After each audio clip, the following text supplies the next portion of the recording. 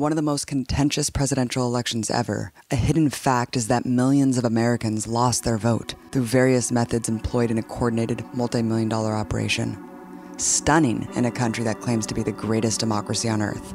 But we don't hear about it. What we do hear about is claims from Trump and Republicans that the system is rigged because millions of people are voting illegally. It's rigged like you've never seen before. This issue of busing voters into New Hampshire is widely known by anyone who's worked in New Hampshire politics. There are dead people registered, there are illegal people registered. Dead, illegal, and 2 states, and some cases maybe 3 states. But we're going to stop it. We're not going to back down. Not only are these hysterical claims provably false, but they're in fact used by the same people committing actual vote rigging. Nonetheless, these myths are perpetrated by right-wing politicians and media to justify widespread voter crackdowns. In the latest purge, nearly 500,000 people have been kicked off Indiana's voter registration list just since the 2016 presidential election. That's a whopping 10% of total voters in the entire state.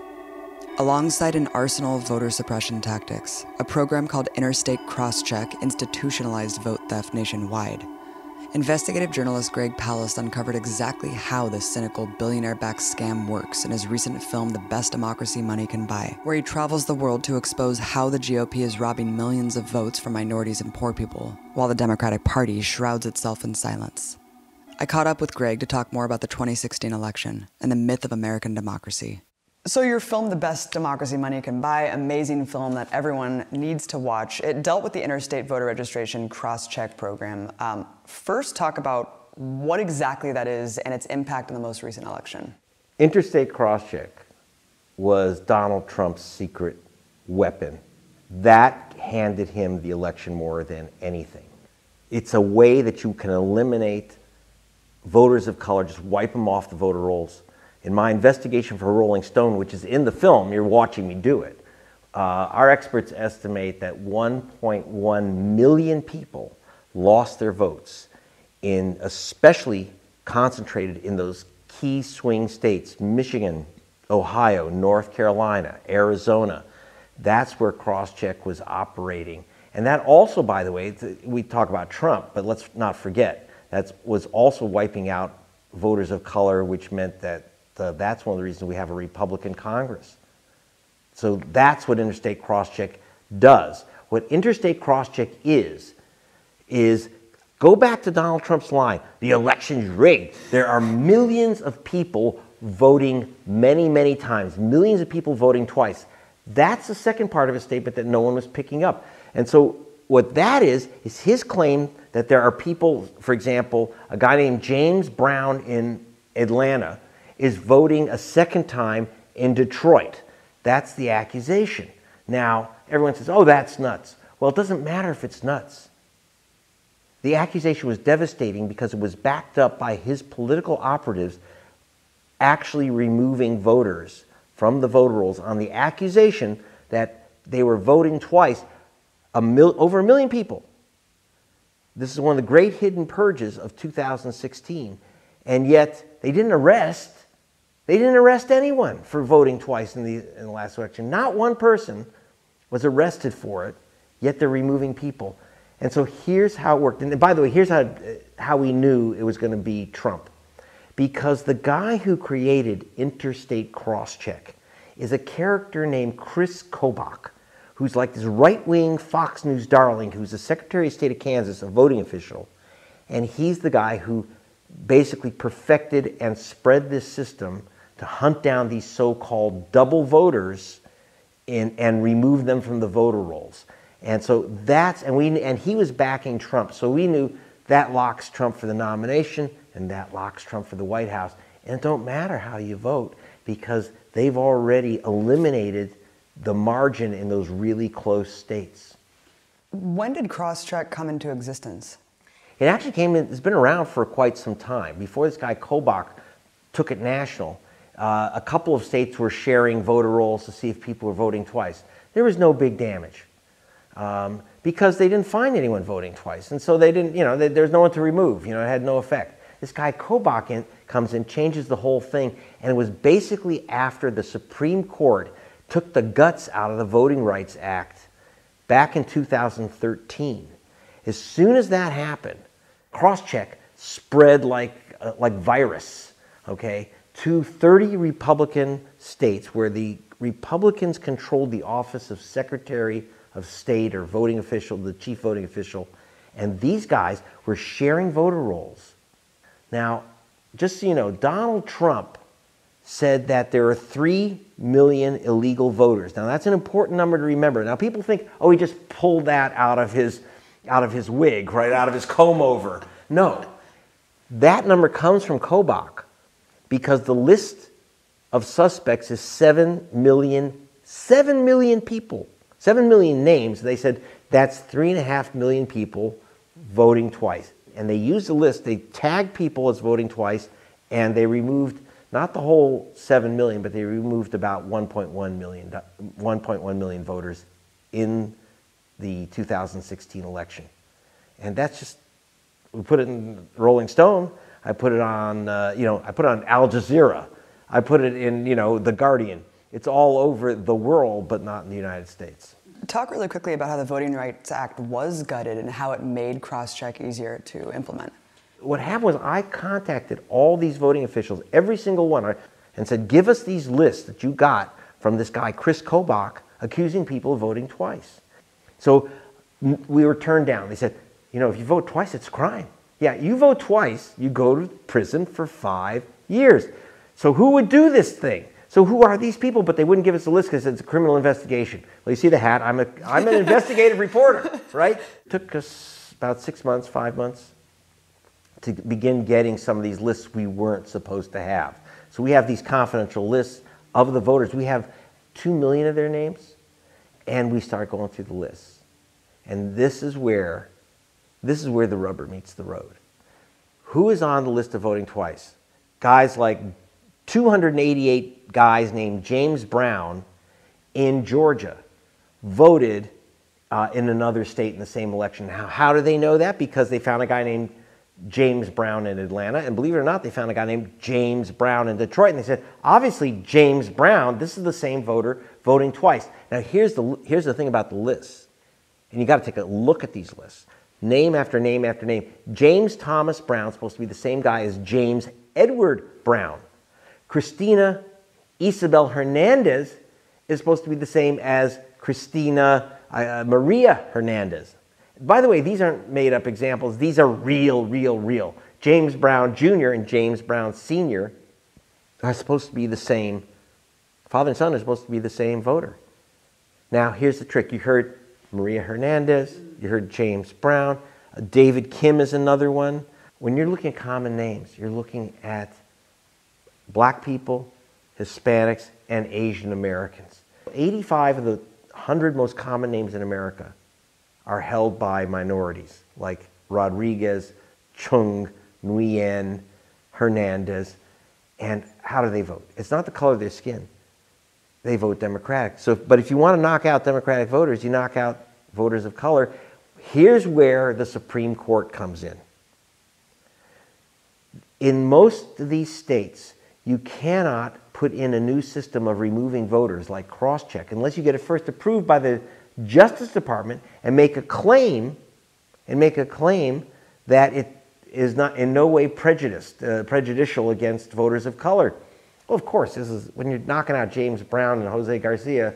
Yeah. It's a game that's pulling out voters of color. So they could never get away with this if the Voting Rights Act were still in place.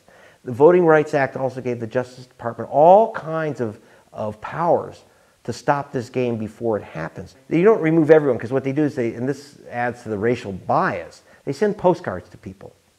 They don't even say you're accused of voting twice. They just say, are you registered to vote in another place? If you don't send back the card, and most people don't, if they're poor, the poor people who move a lot, don't get the cards, etc., you lose your vote. And so that happened en masse in Michigan. I was there after the election. Donald Trump won Michigan by 10,700 votes. The Secretary of State of Michigan himself told me he's a Republican, we moved aggressively against people on the cross-check list. 500,000 people on that list in Michigan. We estimate that they removed 50 to 60,000 voters, mostly voters of color, several times Donald Trump's supposed margin, marched down the list of states like Arizona and North Carolina, Ohio. Cross-check made the difference. According to your research, 1/4 of the names in this cross-check list you obtained didn't have a middle name match. And the cross-check instruction manual even notes that the Social Security numbers may or may not match. That is astounding. Well, yeah, they use this con.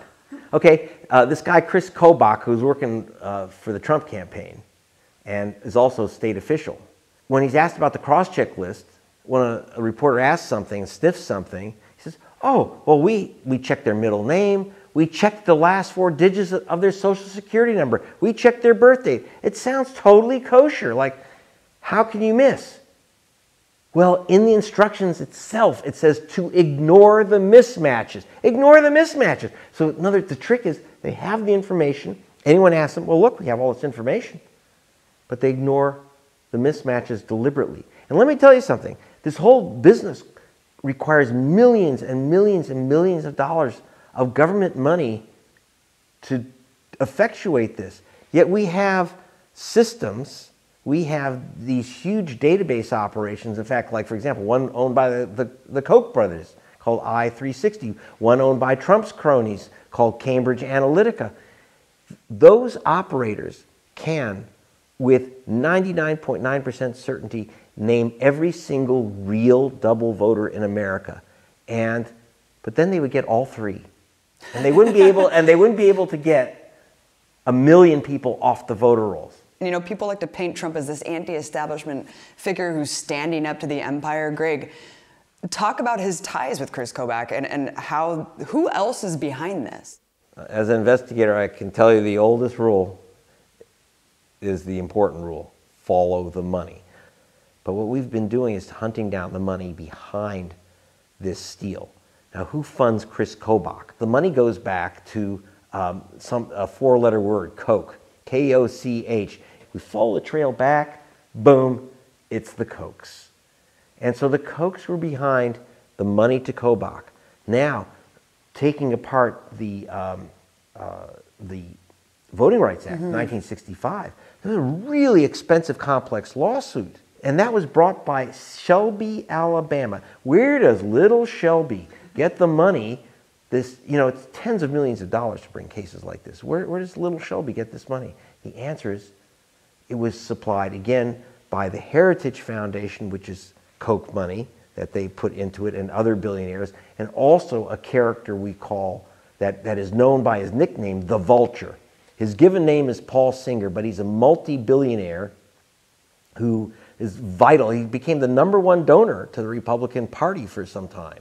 So the money to take these things, to go after civil rights law and voting rights law, the money to run cross-check, the money to sell it to the public is coming from people like Paul the Vulture Singer, the 2 Koch brothers, who I've been following for years, and these are the people behind it, the Mercer family and other billionaires putting their money in these operations.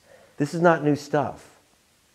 This is an old accusation against black people. In the film, the big Ku Klux Klan propaganda film, Birth of a Nation, which is now 101 years old. 101 years ago, they made this film, and they had white actors in blackface sneaking a second ballot into a ballot box. So the accusation that black people like to vote twice, that's an old Ku Klux Klan trope, and Trump just shoplifted it for this election. Yeah, and these people are just patsies. Like, again, Trump paints himself as this anti-establishment figure. Really, he's just a complete patsy for the Mercers, the Koch brothers, Bannon, too. You look at Breitbart and the funneling with the Government Accountability Institute, it's all Mercer and Koch money funneled right into these people, and they're just using them. The big backer of Trump was a guy called JP, John Paulson, as he's known, the foreclosure king, as he's best known. And JP, the foreclosure king, joined with Paul Singer to take Delphi Auto Parts, which is GM Auto Parts, and move it to China and move it to Mexico. And he's the big backer, one of the big secret backers of Donald Trump. And yet Donald Trump stood at the gates of a closed Delphi plant which his donors had moved to China and said, and his donors had moved also one of the plants from Warren, Ohio to Mexico. And he said, held a big rally and said, see this closed plant? I'm going to build that wall higher and bigger. Every time I look at this plant, I just add a few more feet to that wall. Now, I don't know what the wall has to do with moving the plant across the border, but it was his boys who were funding his campaign. And by the way, it's very important to understand this. Donald Trump just plays a billionaire on TV. He's no billionaire, okay? He's hocked up to his keister. So he had to turn to these guys quietly. You know, this has always been kind of a talking point, the voter fraud, especially on Fox News. The voter ID laws have been pushed through ALEC and Koch brothers and that think tank. But it seems like Trump was really the one to mainstream it and to just creating that false reality and that paradigm that people just fall behind and believe it. He took it out of the Fox News foxhole, spread it nationwide. They're coming to take your vote away. This is the idea. If someone votes twice, they've taken your vote away. And of course, it's never just anyone. It's always a voter with dark skin. It's an immigrant. It's swimming the Rio Grande, voting illegally. Find me one. Right. I know of only 2 convictions. And it's very easy to find alien voters because they show up to vote and they sign their name. One was a Republican in Georgia from Austria. And not in Georgia, in Florida from Austria. And so what's happened is that they create this false hysteria. And here's a new one, by the way, as we head towards 2018. Chris Kobach met with Donald Trump in Trump Tower just days before the inauguration. He had a memo in his hand, which you could see. He didn't hide it when he was shaking hands with Trump before they went in. There's pictures of him holding the memo he's about to give Trump.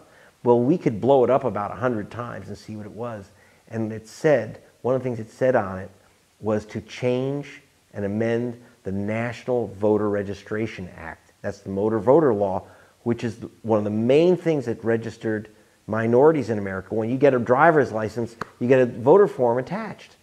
He would remove that. He wants people to prove, Kobach and now Trump want people to prove that they're citizens to vote. Now I say, well, why not? Prove you're a citizen to vote. Excuse me? How do you prove you're a citizen in America? This is not Red China. We don't carry citizenship cards. Social Security cards, driver's licenses, those are issued to aliens, including like my team who aren't American citizens but have green cards. So Social Security number, driver's license mean nothing. You have to have a passport. Now, excuse me, who has a passport? Or there's your original birth certificate, good luck finding that, and or naturalization papers. So what happens is Kobach, Trump's guy, took this thing on a test drive in Kansas, saying you have to prove you're a citizen. The only thing that happened is 36,000 students were blocked from voting because they couldn't get these papers. They didn't have passports. They're too young. They had no passports. They didn't have birth certificates. 36,000 young people. Now, a federal judge knocked that out. A federal judge said, you have 36 people who couldn't register. Can you tell me one, Mr. Kobach, even just one out of 36,000 that's an illegal alien voter? He couldn't name it. So the judge said, this is all bogus, threw it out. Why?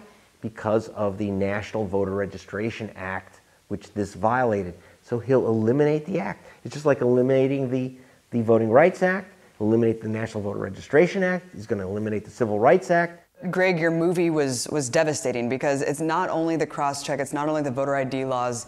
You go to some of these polling places and the disenfranchisement is stunning. Miles-long lines. I mean, thousands of people waiting in the freezing cold for hours and hours. I mean, talk about some of the other voter suppression methods that are going on too. In Ohio, for example, which is, as we know, the vital swing state, and this happened many places, and they did this in Wisconsin too, where they said early voting, you can only have one single voting station for an entire county. And they tried this in Wisconsin as well. This was key to Trump's victories in Ohio, supposed victories in Ohio and in Wisconsin. What they did was you wait in line. So on Tuesday, when most white people vote in Ohio, they had, for example, in Montgomery County, which is Dayton, they had 178 polling stations.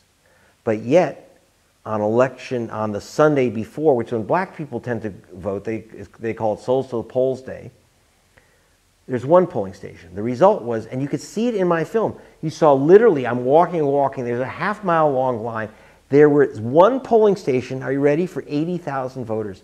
One polling station for 80,000 voters. And you see this line of black people waiting to vote.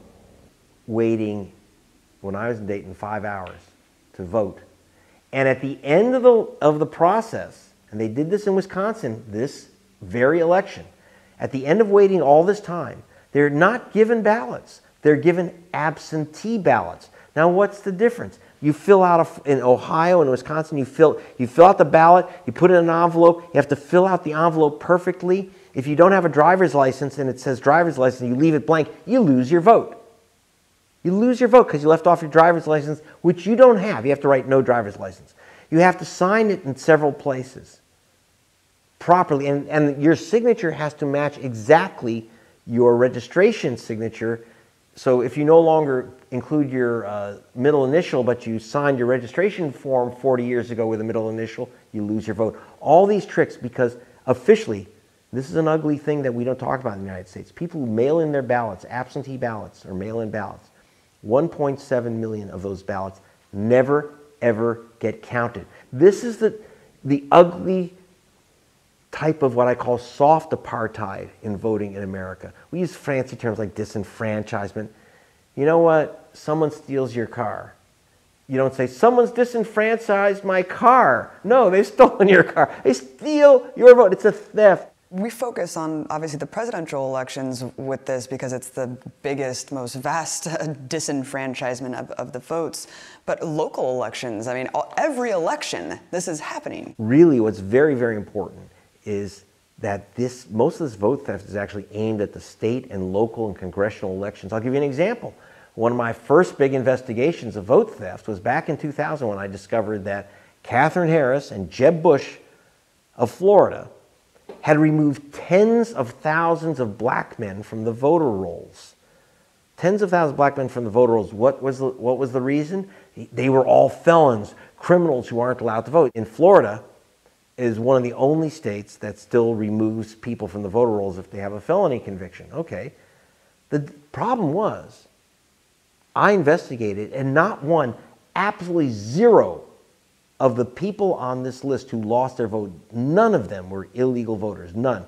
But yet George Bush became president by 537 votes because of what Jeb Bush and Katherine Harris did. But here's the trick. They didn't do it to elect George Bush. They didn't do it to elect George Bush. It was originally created 2 years before this system of purging black folk off the voter rolls to elect Jeb Bush as governor. There's so many backups in place to secure the Republican vote, to secure that this happens, which brings me to the most obvious question. Of course, Hillary, during the run-up to the election, every time Donald Trump would bring this up, she would poo-poo it and say, oh, you're crazy, how dare you question this sanctimonious system that we have. This is one of the big problems I run into. I'll get questions like, well, if the Republicans are stealing votes, how come the Democrats aren't saying anything? Now, one answer to that, by the way, is Democrats steal votes too, lots of them. I saw some of the most ugly Jim Crow-style tactics used against Bernie Sanders voters here in California, in the Sunshine State. I mean, it was raw. Today, as you and I speak, there's still over 1 million ballots that were cast that were never tallied, never counted. Over 1 million today. Overwhelmingly, those were Bernie Sanders votes. The victims are always the same. The victims are always voters of color, poor people, students, basically progressives. And because the Democratic Party, if they let everyone vote and helped everyone vote, would be a very different party. So the establishment Democrats don't want those votes. They'd rather lose them in the general election than have those votes in the primary. And that's just the ugly, awful truth. I think it's hard for people to believe that the Clinton dynasty would give up power because they would rather legitimize the system that bred them? The Clintons are the system. The Clintons are the system. And remember, whether we like it or not, Hillary Clinton did some pretty shady things, and the last thing she wants to do is talk about illegality and misuse of the electoral system, misuse of campaign finance. Here you are doing this giant in-depth investigation, this feature film, trying to get the story out, and here everyone is just hysterically fear-mongering about another country usurping our election. The Russians did not tell Hillary Clinton, do not make a single stop in Wisconsin. Right. She didn't tell those long lines in Ohio. Did Russia remove the votes of students in Georgia because they didn't have citizenship proof papers? It wasn't the Russians. We cannot count on the Democrats to fix this, Greg. What do we do? How do we give back a voice to the voiceless here? We have to form the organizations and participate in the organizations that exist right now that will expose the con that America has the world's most perfect elections. We don't. We still have apartheid elections. We still have Jim Crow. The only difference now is that Jim Crow has gone from wearing white sheets to using spreadsheets. We can expose it, and then we can act on it. We got to do those two things and not ask the Democratic Party to do it for us.